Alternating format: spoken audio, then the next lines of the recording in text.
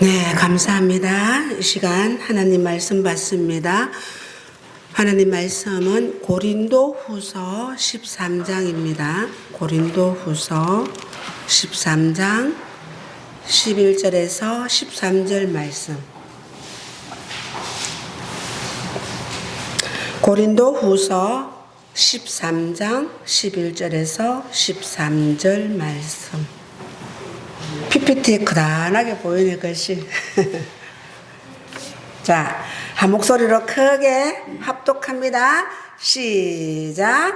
마지막으로 말하노니 형제들아 기뻐하라.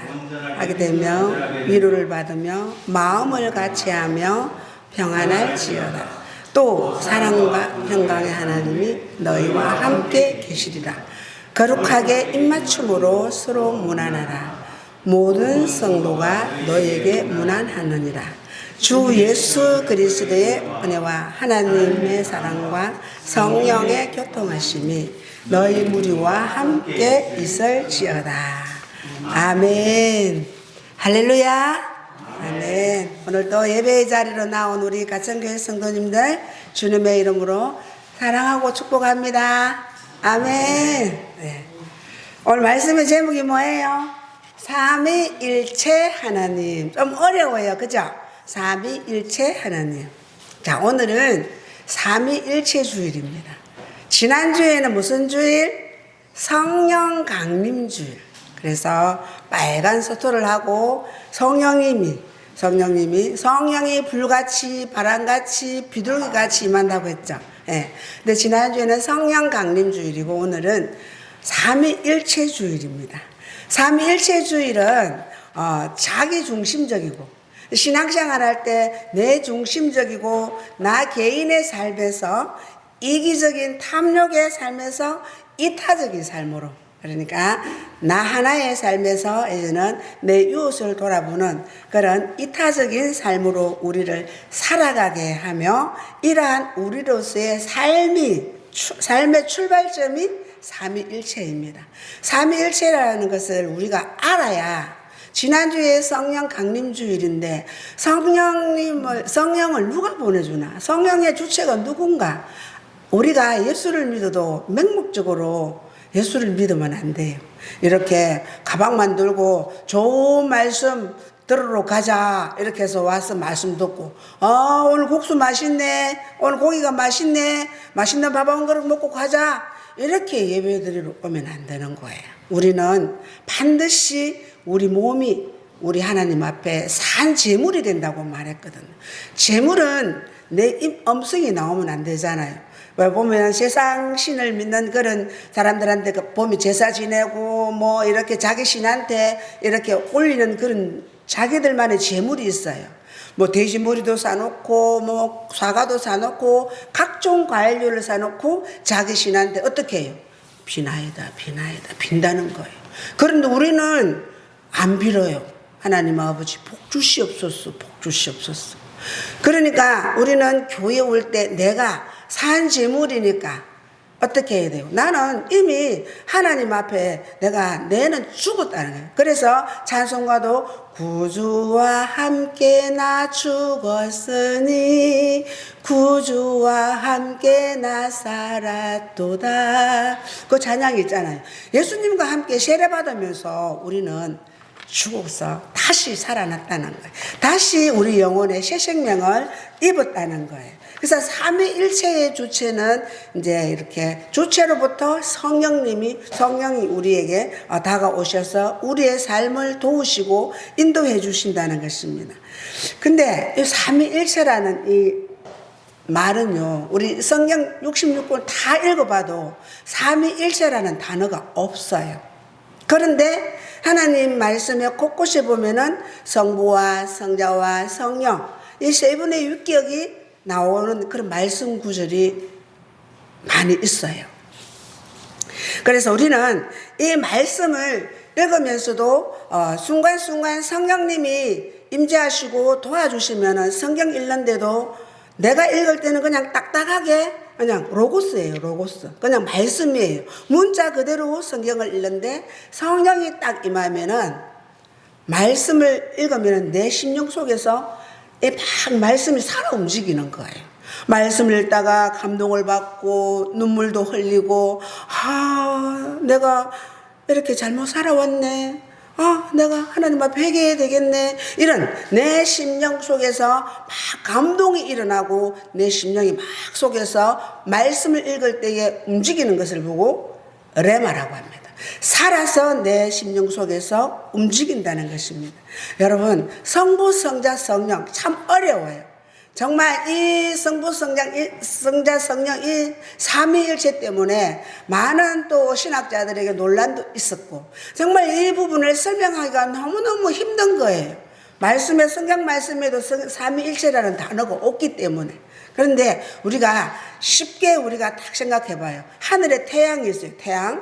태양은 성부 하나님이라면 그 태양이 쫙 우리에게까지 비춰오는 것은 성자 예수님이라고 보면 됩니다. 그리고 그 빛이 쫙 이 땅에 내려와서 땅이 막 얼었어요.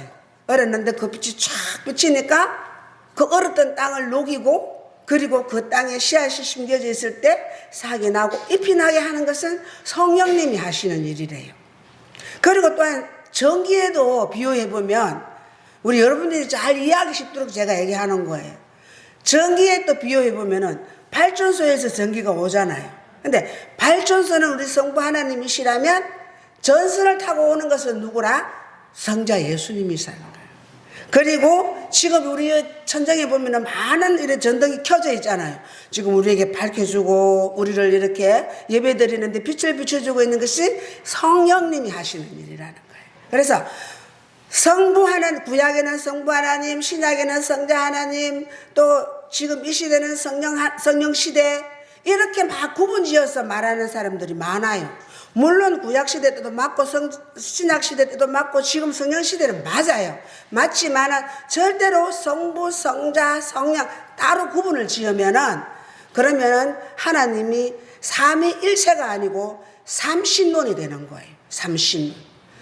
하나님 따로, 예수님 따로, 또 성령님 따로, 이렇게 하면 성부, 성자, 성령, 위격은 세 위격인데 하시는 일은 동일하지다. 한 몸이라는 거예요. 이 강대상에 똑같은 재질로 만들었잖아요. 그죠? 이 큰 강대상이 하나님이시라면, 예를 들어서 이 강대상을 만들 때 똑같은 재질로 또 만들었잖아요. 그러면 여기는 쓰이는 각도가 조금 다르잖아요. 그리고 또 요 똑같은 게 또 하나 더 있어요. 그러면 그거는 뭐 보면대로 만들었든지 뭐 이렇게, 아니면은 또 우리가 또 말씀을 그해서 또 나눠주는 그런 그릇으로 만들어졌으면, 똑같은 재질로 만들어졌으면 한 그거라는 거예요. 한. 그런데 쓰이는 각도가 조금씩 다르다는 거예요. 오늘 본문 말씀에 사도 바울이 고린도 교회를 향한 길고 험난했던 그 편지를 마무리하는, 그러면서 마무리하면서 남기고 가는 그런 마지막 권명과 축복의 기도입니다. 오늘 보면 11절에 마지막으로 말하노니 이래요. 고린도 교회를 사도 바울이 세웠는데 너무너무 시끄러운 거예요. 사도 바울은 복음을 전하다가 감옥에 구속이 돼가 있는데, 처음에는 어땠어요? 예수 믿는 사람만 보면은 다 잡아다가 가두고 때리고 괴롭히고 아주 몹쓸 짓을 했어요. 그런데 다메섹 도상에서 예수 그리스도를 만나고 나서는 온전히 예수 그리스도를 정언하는 복음에 완전히 일꾼으로서 나아간다. 그렇게 복음을 전하다 보니까 로마에서는 누가 왕이다? 황제가 왕인 거예요. 그런데 자꾸 바울이 황제에 하나님이 계신다 하니까 로마에서는 싫은 거예요. 바울이 싫은 거예요. 우리는 황제 말보다도 하나님의 말씀을 들어야 됩니다 하고 이렇게 자꾸 이제 복음을 전하니까 미움받을 수밖에 없죠. 그래서 곳곳에 가서 기적과 이적을 일으키고, 또 점치는 그런 아이를 또 귀신을 빼내줄 때에 그만 그 아이를 사서 점을 쳐서 자기는 돈을 벌어먹고 살았는데 그만 귀신이 빠져나가고 나니까 점괘가 안 나오잖아요. 그러니까 그 사람을 또 고소를 해가지고 바울이 감옥에 구속이 돼요. 감옥에는 수시로 들어가라. 그런데도 사도 바울은 예전에 예수를 모를 때는 그렇게 핍박하고 난폭하고 나쁜 짓을 하는 사람이에요. 예수 그리스도를 정말 하늘나라에 삼청천을 갔다 와서 보니까 하나님의 나라를 보고 나니까 그 어떠한 것도 자기는 배설물로 여겼다고 했어요. 아무리 좋은 것도 똥으로 여겼다는 거예요. 똥으로. 그만큼 자기한테는 예수 그리스도밖에 없다는 것입니다. 사도 바울이 그렇게 고린도 교회에다가 편지를 이렇게 보냅니다. 고린도 교회가 얼마나 시끄러웠냐면 거기 보면은 바울파, 나는 바울이 좋아, 바울파. 또 아니면 나는 아볼로파, 게바파, 나는 그리스도파. 지금 오늘날에 이렇게 파당을 지어서 하듯이 한 교회 안에 그렇게 나는 그리스도파다, 나는 바울파다, 이렇게 파당을 지어서 싸우고 교인 간에 분쟁이 있어서 법정으로까지 가서 고소를 하고 또 교회 안에 또 음행으로 부도덕한 그런 일을 하고 그리고 성찬식도 질서대로 하지 않고 자기들을 소견에 오른 대로 하고 그리고 그러다 보니까 거짓 이단들이 들어와가지고 교회를 어지럽히는 거예요. 여러분들 우리가 교회 안에서 서로 이렇게 내 감정, 내 개인적인 이런 것들이 나와가지고 서로 간에 조금 기분 나쁜 게 있어도 언쟁을 높이기를 하다 보면요. 대번에 뭐가 틈타냐면 사단이 틈을 타는 거예요. 그럴 때 딱 그 틈을 타가지고 이단이 싹 들어오는 거예요. 그러면서 진짜 간도 다 빼주고 설계도 다 빼줄 정도로 해주는 거예요. 그 이란이 하는 일이 뭐예요? 지금 신천지들이요, 애들요, 고등학생들, 대학생들 휴대폰 요금이 100만 원 정도 밀려있다, 200만 원 정도 밀려있다. 그런 아이들 만나잖아요. 그거 내줄게. 우리가 다 내줄게. 그러면은, 우리 있는 데 가서 말씀 한번 들어보자. 어느 누가 안 가겠어요? 그렇게 가. 내가 지금 채무로 인해가지고 쫓기고 있어요. 근데 그 사람이, 내 지금 채무가 1,000만 원 있는데, 근데 우리 갚아줄게요. 우리 말씀 듣는다 한 거. 요렇게 유혹을 해서 사람들을 자기 그 이단 속에 들어오도록. 그래, 가기 전에는 온갖 사탕발림으로 다 합니다. 그리고 필요한 것, 우리의 제일 약한 거를 다 조사를 했어. 한 사람당에 8명이 붙어가지고, 너는 그 형을 조사해라. 너는 그 동생을 조사해라. 너는 그 아버지를 조사해라. 다 조사를 해서 철두철미하게 지금 이 집에는 이 무엇이 지금 필요한데 우리는 요걸 타고 들어가면 된다. 치밀하게 들어가서 그 사람을 그 약점에다가 도와준다 하면서 자기 것으로 자기 거기로 데려가는 거예요. 들어갔다 하면은 못 나옵니다. 정말 우리 교회는 공동체지만은 거기는 조직입니다. 조직은 무서워요. 우리 직장에 가면 다 조직입니다. 조직. 여러 사람이 일을 하지만은 조직으로 탁탁탁 체계가 잡혀 있잖아요. 우리 공동체는 조직이 아닙니다. 공동체입니다. 신분이 어떻고 신분이 높고 낮은 것 없이 배경이 좋고 엄마 아버지가 있고 다 필요 없습니다. 우리는 예수님 앞에 나오면은 하나님께서 보실 때는 똑같은 한 영혼으로 보신다는 것입니다. 한 영혼이 주님의 품으로 돌아올 때는 하늘나라에는 잔치가 열려진답니다. 그런데 한 영혼을 실족해 하는 자는 뭐라고 했습니까? 연자 맷돌, 여기다가 맷돌을 달아가지고 바다에 빠뜨리는 것이 낫다는 거잖아요. 그만큼 한 영혼을 실족하게 하는 일은 하면 안 된다는 거예요. 아무리 힘들고 믿고 천하 없이 해도 우리는 그 사람을 두고 늘 하나님 앞에 도와달라고 기도는 하고 건면은 해줄 수 있어도 그 사람을 쫓아내고 예수 못 믿고로 어디로 추방을 시켜버리고 이것은 하나님이 아주 안 기뻐하시는 일이라는 것입니다. 근데 이렇게 이 고린도 교회의 시끄러운 이 교회에 고린도 교회에 지금 바울이 편지를 보냈는 거예요. 편지를 보내면서 오늘 11절에 말씀하잖아요. 바울은 고린도 교회 성도들에게 그래도 그렇게 싸우고 그렇게 해도 기뻐하고 온전하게 되며 위로를 받고 또 마음을 같이하며 평안할 것을 명령하고 있는 것입니다. 그리고 공동체 안에서의 실질적인 화해와 사랑의 표현을 촉구하면서 서로 거룩하게 입맞춤으로 서로 무난하라는 거예요. 뭐겠네? 거룩하게 입맞추라고 해서 입을 맞추라는 것이 아니고 영적으로 우리가 서로 좋은 말로 주고받고 인사도 하고 그렇게 무난하라는 것입니다. 그것이 이 사도 바울이 마지막으로 이 서신서 전체를 통틀어서 가장 아름답고 완전한 형태의 삼위일체 축복 기도로 지금 마지막 부분에서 사도 바울은 축도로 마무리를 합니다. 13절에 축도가 있잖아요. 주 예수 그리스도의 은혜와 하나님의 사랑과 성령의 교통하심이 너희 무리와 함께 있을지어다. 여러분, 우리가 이 땅에 살아가면서 정말 내가 우리 자녀한테도 연세 드신 분들이나 또 자녀를 키우면서도 유언도 한 번씩 준비해서 해보는 것도 괜찮아요. 내가 이 땅에 살다가 내 생명이 다해서 하나님 앞에 갈 때 나는 우리 자녀들한테 뭐라고 유언을 할까? 뭘 남기고 갈까? 자녀가 없더라도 뭐 내 형제가 있을 것이고, 그죠? 내 옆에 친한 벗이 있을 것이고, 그럼 나는 이 땅에 생을 다 마감하고 갈 때에 나는 무엇을 남기고 무슨 그것을 남기고 갈 것인가? 어떤 말을 해주고 갈 것인가? 바울은 오늘 뭐라고 말해요? 서로 사랑하고 평안하고 거룩한 입맞춤으로 무난하고, 그러면서 마지막에는 그래도 축도를 기도를 해주잖아요.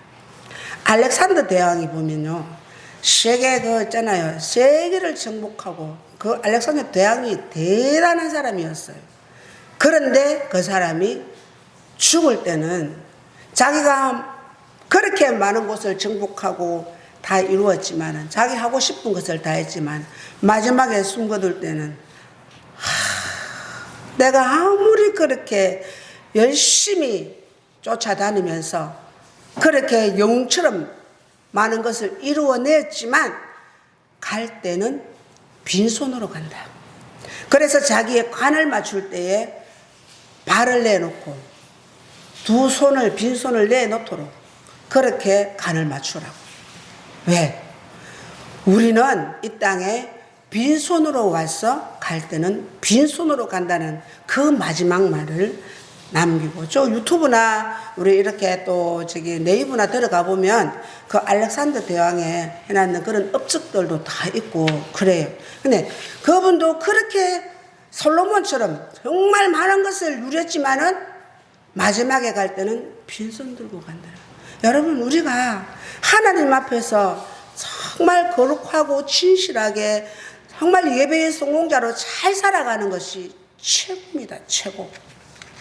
막 우리가 돈 벌어서 뭐 온갖 거 하고 싶고 자녀도 많은 것을 이렇게 물려주고 싶지요.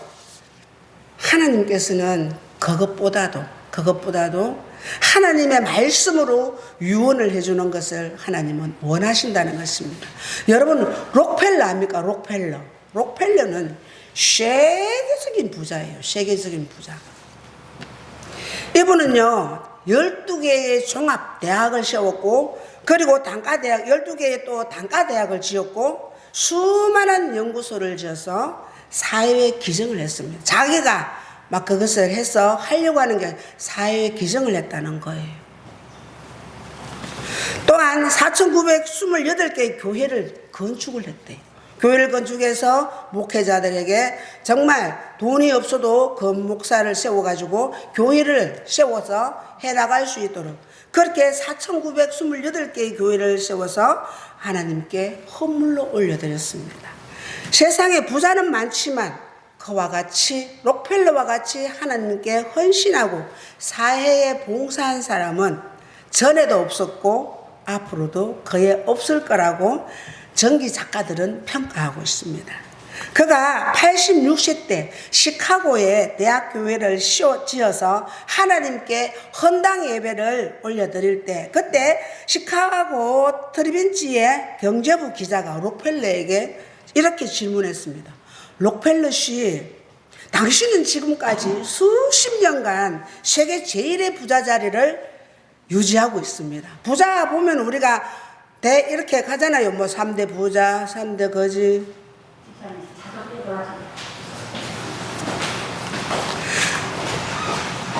그 비결이 뭔가요? 그 비결이 뭔가요? 록펠러는 대답합니다. 내 어머니로부터 위대한 신앙의 유산을 물려받았기 때문이라고 고백을 하는 거예요. 다시 기자는 물었습니다. 그 신앙의 유산이 내용이 뭔지를 말씀해 주시고 그것과 당신의 부와의 상관관계를 설명해 주실 수 있겠습니까? 록펠러는 이렇게 대답합니다. 네, 우리 어머니의 유언은 이렇습니다. 첫째, 하나님을 친아버지로 섬기라는 거예요. 하나님 이제 그렇게 록펠러의 어머니가 신앙의 이제 유산을 남겨놨는데 하나님을 친아버지로 섬겨라. 그리고 둘째, 목사님을 하나님 다음으로 섬기라는 거예요. 그런데 오늘날 우리 지금 한국 교회 보면은 목사님은 매 꼬발이 있어요. 매 꼬발이. 예. 근데 록펠러는 어머니가 얼마나 신앙관이 반듯했으면 자녀에게 이것을 남겨주었는 거예요. 그리고 셋째는 주일 예배는 반드시 자기 교회에서 드려라.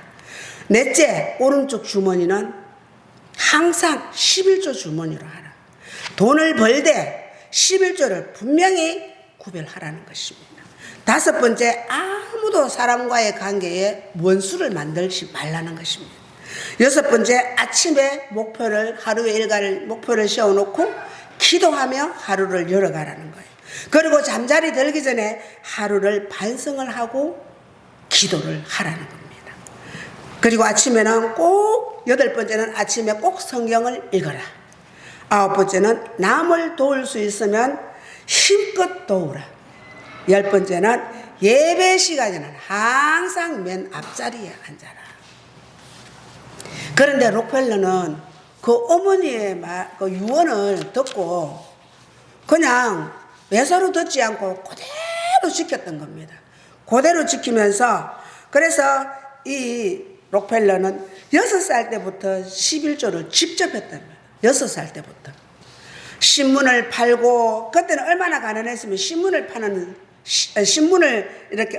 팔고 껌도 파는 그는 껌파리 소년이었는데 그때도 11조를 하나님께 올렸다는 것입니다. 일생에 단 한 번도 11조를 떼어 먹어본 적이 없다는 것입니다. 어머니는 또 이런 말씀도 남겼습니다. 애야, 내가 세계에서 제일 부자가 되고 싶으냐?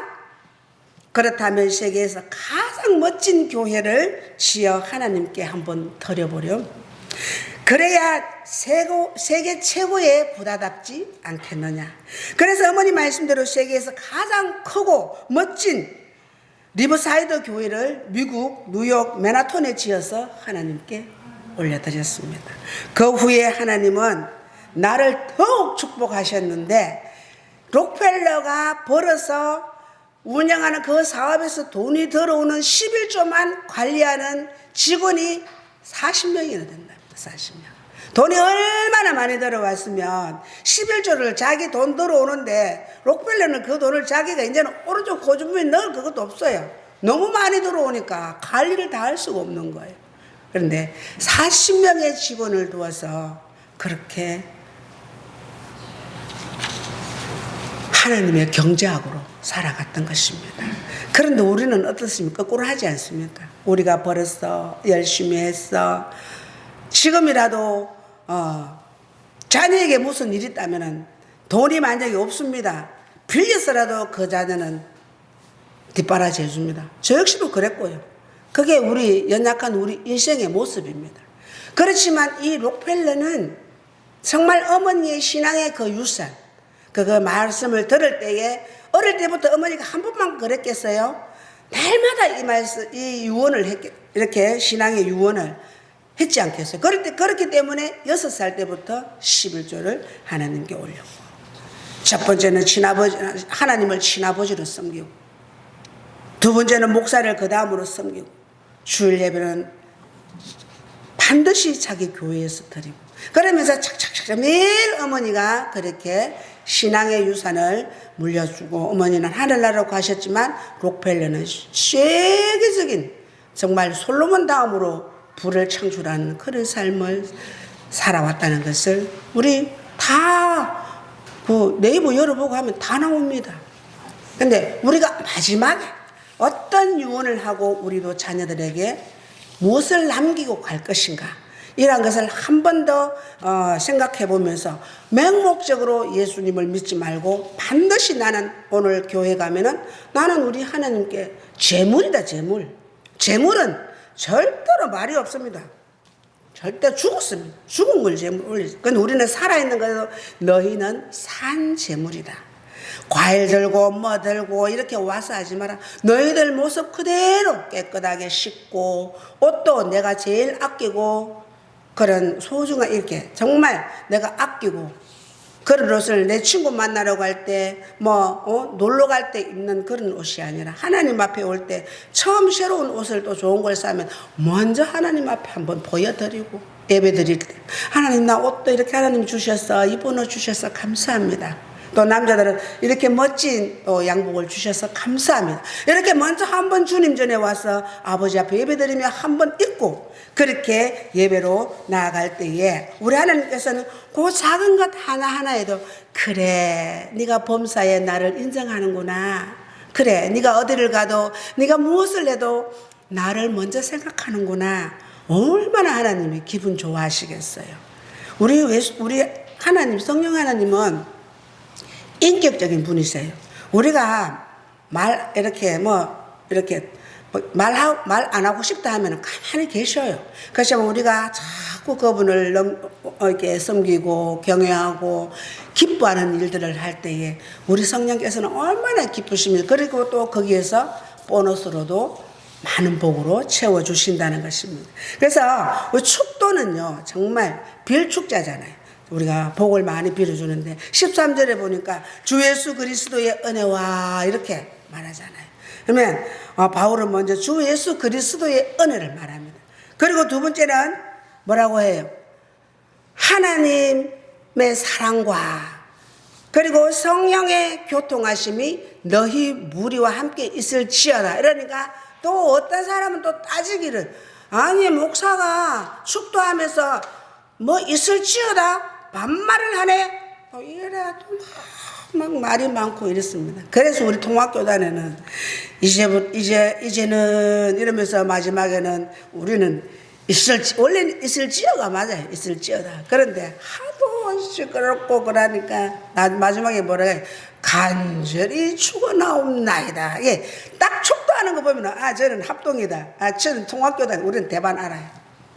축도만 딱 들어보면 얘는 합동교단이구나. 우리 통합교단은 있을지어다 안 해요. 간절히 축원하옵나이다 이렇게 말을 해요. 그래서 축도 여러분 예배 드리고 나서 대부분 보면은 큰 교회 나가면 맨 뒤에 앉아 있다가 예배 드리고 마지막에 축도하기 전에 다 나가는 사람 많아요. 많이 나가요. 다 빨리 간다고 나가요. 제일 어리석은 겁니다.